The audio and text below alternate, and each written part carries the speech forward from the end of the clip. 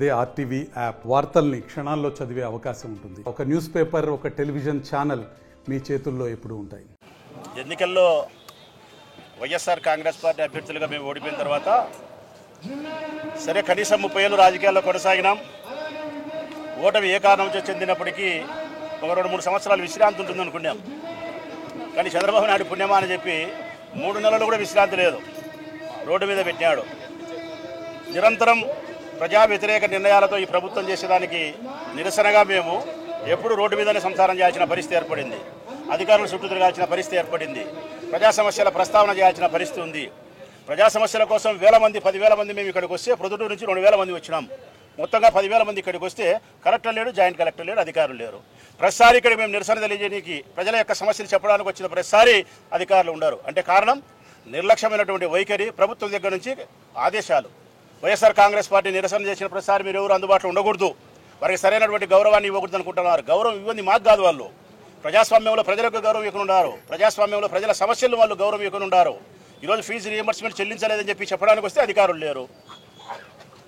తల్లికి వందనం ఇంకా 2 సంవత్సరాలైనా మీరు ఇవ్వలేకపోతున్నారా అని చెప్పడానికి వస్తే వాళ్ళు లేరు. మెగా డిఎస్సీ మీరు ఇప్పుడు వరకు చేయలేదని చెప్పడానికి వస్తే వాళ్ళు లేరు. నిరుద్యోగ భృతి 3,000 రూపాయలు ఇవ్వలేదని చెప్పడానికి వస్తే వాళ్ళు లేరు.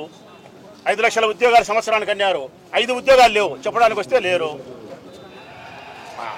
బడిని స్కూళ్ళని మేము బాగు చేస్తే నాడు నేడు మన బడి శ్రీకారం చుడితే ఈ వీటికి ఆ పనులను పెండింగ్ పెట్టారు, చెప్పడానికి లేదు. అంటే ఎన్నికలప్పుడు వాళ్ళు ఏమైతే హామీ ఇచ్చినారో ఆ హామీలు నెరవేర్చకుండా ప్రజలను మోసం చేస్తే ఆ ప్రజలు అష్ట కష్టాలు పడతా ఉంటే ఆ ప్రజల పక్షాన వైఎస్ఆర్ కాంగ్రెస్ పార్టీ కొన్ని వేల మంది ప్రజల మధ్యలోకి వచ్చి నిరసన వ్యక్తం చేస్తే కనీసం ఈ పాలకులకు అధికారులు ఇక్కడ ఉంచాలనే ఇంగిత జ్ఞానం కూడా లేకుండా ప్రవర్తిస్తూ ఉన్నారు. స్పష్టంగా చెప్తా ఉన్నాం. మరెప్పుడైనా ఒక సందర్భంలో ప్రజా సమస్యల ప్రస్తావన కోసం మేము నిరసన వ్యక్తం చేసినప్పుడు కలెక్టర్ ఆఫీస్కి వస్తే సంబంధించినటువంటి గౌరవప్రదమైన ఉండే ఉన్నతమైనటువంటి అధికారులు లేకపోతే వారు వచ్చేంత వరకు ఇక్కడే బైఠాయించాల్సిన పరిస్థితి కూడా వస్తుందని కలెక్టర్ గారికి, గౌరవనీయులైనటువంటి జిల్లా కలెక్టర్ గారికి, జాయింట్ కలెక్టర్ గారికి, ఈ ప్రభుత్వానికి హెచ్చరిక చేస్తూ ఉన్నాం. ఇక ప్రభుత్వానికి గట్టిగా మేము డిమాండ్ చేస్తూ ఉన్నాం. ఫీజు రింబర్స్మెంట్ వెంటనే చెల్లించాలా, నిరుద్యోగ భృతి 3,000 రూపాయలు వెంటనే చెల్లించాలా, 5 లక్షల ఉద్యోగాలు ఈ సంవత్సరం కేటాయించాలా, గవర్నమెంట్ ప్రభుత్వానికి సంబంధించినటువంటి మెడికల్ కాలేజీలను ప్రైవేటీకరణ చేసే అభిప్రాయంలో నుంచి గడ్డకు రావాల్సిన అవసరం ఉంది.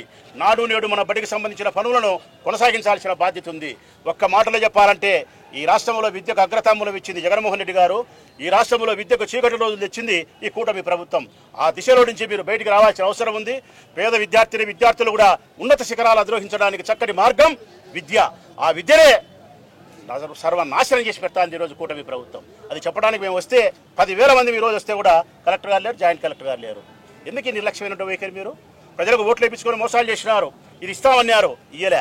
నిజంగా చెప్పాలంటే మీ మీద 420 కేసులు పెట్టాలి, మీ మీద చీటింగ్ మీ కేసులు ఎప్పుడూ పెట్టినారా? మీ మీద ఏ ఒక్క హామీ కూడా మీరు అమలు చేయలే. సూపర్ 6 హామీలు అమలు చేయలే, 139 హామీలు మీరు అమలు చేయలే. గాలికి వదిలేసినారు. ఎన్నికల ముందు ఒక మాట, ఎన్నికల తర్వాత ఒక మాట. ఎంతమంది పిల్లలు పుడితే అంతమందికి మేము 15,000 రూపాయల చొప్పున విద్యార్థులకు ఇస్తాము, తల్లి వందనం అని చెప్పినారు. పోయిన సంవత్సరం ఎగరగొట్టినారు. ఈ సంవత్సరం ఇచ్చిన పరిస్థితి లేదు. ఇచ్చినా 82 లక్షల మంది ఉంటే 60 లక్షల మందికి ఇస్తారు. 22 లక్షల మంది ఎగరగొట్టేది. గ్యాస్ 3 ఇస్తామన్నారు, 1 ఇచ్చినారు, 2 ఎగరగొట్టినారు. ఈ సంవత్సరం మందికి ఇస్తారంటే 1,20,00,000 మందికి గాను అది ఇయ్యరు. సగం మందికి ఇచ్చి సగం మందికి ఇక ఇచ్చిన సగం మందికి కూడా డబ్బులు ఈరోజు పడని పరిస్థితి ఈ రోజుకి ఉంది. ఏ ఒక్క హామీ కూడా మీరు రైతు భరోసా అన్నారు, కేంద్ర ప్రభుత్వం ఇచ్చి 6,000 కాకుండా మేము 20,000 ఇస్తామన్నారు. 6 లేదు, 20 లేదు, మొత్తం 26,000కు గుండుసున్నా చుట్టినారు. రైతు భరోసా కేంద్రాలు నిర్వీర్యం చేసినారు, సచివాలయాలు నిర్వీర్యం చేసినారు, వాలంటరీ వ్యవస్థ ఎత్తేసినారు, ప్రజా సమస్యలు గాలికి వదిలేసినారు. మీరు చేస్తాండేది ఒకటే, వైఎస్ఆర్ కాంగ్రెస్ పార్టీ వాళ్ళను రోడ్డు మీదనే పెట్టాలా, జైల్లోనే పెట్టాలా. కక్ష సాధింపు చర్యలో భాగంగా మమ్మల్ని జైల్లోనే పెట్టాలా, లేదంటే మీరు చేసే వెధోపనులకు నిరసన చేసే కార్యక్రమంలో మేము మా తమ్ముళ్ళము చెల్లెళ్ళందరూ రోడ్డు మీద వచ్చి సంసారం చేయాల్సిన పరిస్థితి పెట్టినారు. ఇది మీరు చేస్తా ఉండే పరిస్థితి ఈ రాష్ట్రంలో. ఇది మంచి పద్ధతి కాదు. మీరు తప్పనిసరిగా మీరు చాలా తీవ్రమైనటువంటి ఇబ్బందులు గురికావాల్సిన పరిస్థితి వస్తుందని చెప్పి హెచ్చరిక చేస్తూ మరొకసారి జిల్లా కలెక్టర్ గారు కానీ అధికారులు కానీ నిరసన వ్యక్తం చేసినప్పుడు వినతి పత్రం తీసుకునే దానికోసం ఉండాలని చెప్పి విజ్ఞప్తి చేస్తారు. అదే కాకుండా ఈ సంవత్సరం ఈ ప్రభుత్వం అధికారంలోకి వచ్చి దాదాపు 11 నెలలు కావస్తుంది. చెప్పిన మేనిఫెస్టోలో చెప్పిన ఒక్కటి కూడా అమలు చేసిన పరిస్థితి లేదు. సూపర్ 6 అని చెప్పేసి ఫోకస్ చేసింది సూపర్ 6, కానీ 143 హామీలు ఇవ్వడం జరిగిందన్నమాట ప్రభుత్వం నుంచి. ఈ చంద్రబాబు నాయుడు గారు అయితేనేమి, ఈ కూటమిలో ఉన్న నాయకులందరూ కూడా దాంట్లో ఒక్కటి కూడా అమలు చేసిన పరిస్థితి లేదు. సో మొన్నైతే రైతులకు సంబంధించిన మద్దతు ధర ఇవ్వడం లేదని చెప్పేసి పెద్ద ఎత్తున రైతు పోరు చేయడం జరిగింది మేమందరం కూడా. సో దానికి కూడా స్పందన ఏం లేదు. అధికారులు కూడా ఇక్కడ లేరు. అధికారులే కాదు, వాళ్ళకి ఎవరికి కూడా దీనిపైన బాధ్యత లేకుండా ప్రవర్తించడం నిజంగా నేరం. సో ఒక అధికారులే కాదు, ఈ ప్రభుత్వం కూడా స్పందించిన పాపాన పోలేదు. సో రెండో ఉద్యమం విద్యుత్తుకు సంబంధించిన దానికంతా కూడా ట్రూ ఆఫ్ ఛార్జెస్ అని చెప్పేసి 10 ఏళ్ల పైన భారం పడుతోందని చెప్పేసి దానిపైన ఉద్యమం చేయడం జరిగింది వైఎస్ఆర్ కాంగ్రెస్ పార్టీ. సో దానికి వేలాది మంది ప్రతి రాష్ట్ర వ్యాపితంగా తరలి వచ్చిన పరిస్థితి అన్నమాట. దానికి కూడా ఏమాత్రం జంకు లేదు, బంకు లేదు, ఏమీ లేదన్నమాట. ₹1 తగ్గించిన పరిస్థితి కూడా లేదు. సో ఇట్లాగే ఉంటే ప్రజలు ఖచ్చితంగా మీకు చొక్కాలు పట్టుకునే కార్యక్రమం తప్పకుండా జరుగుతుంది. మీరైతే ఏదైతే బీరాలు పలికినారో అవన్నీ కూడా అమలు చేయాల్సిన అవసరం తప్పకుండా ఉందన్నమాట. సో దానికోసం ఎదురు చూస్తున్నారు ప్రజలు. వాళ్ళ ఓపికను పరీక్షించబాకండి.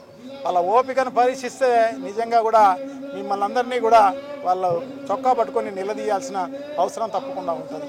గతంలో కూడా నారా లోకేష్ చెప్పినాడు, ఈ మేనిఫెస్టోలో చెప్పినట్టు అన్నీ కూడా ఖచ్చితంగా మేము అమలు చేస్తాం, ఇవన్నీ కూడా క్యాలిక్యులేట్ చేసాం మేమంతా కూడా, ఇది ఈ డబ్బులు అమలు చేసే అవకాశం ఉంది కాబట్టి మేము చెప్పినాము అని చెప్పేసి గొప్పగా చెప్పినాడు.